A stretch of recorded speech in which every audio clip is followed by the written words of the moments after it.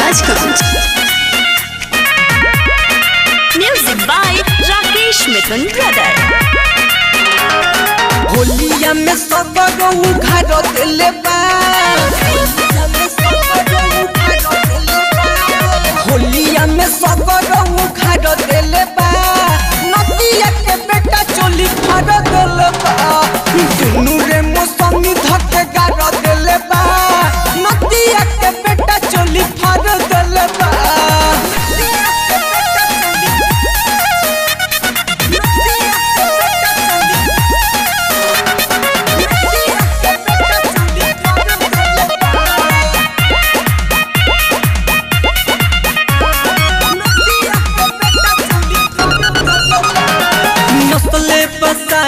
बदनवा के डाली डाली सौखी हो रंगवा के, ना जाने कवना के रहे वो बेटा, चलती हम लेके वो रहनवा के।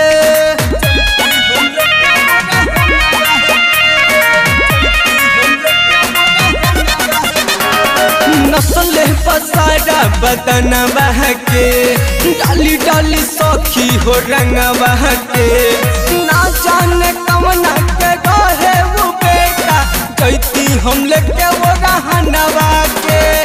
डाली पिचकारी उला सारो दिले बा,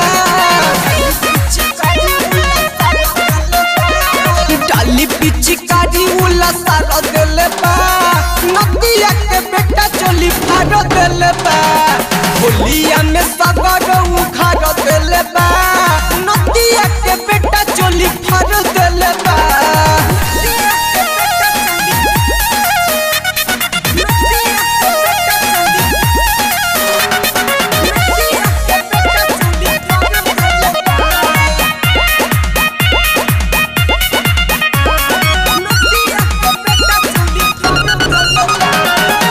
भर डाले अबिरिया हो, धैलस न तनिको धिरिया हो, कहीं बबर कुनाल के साखी हो गइल पारी लकड़िया हो।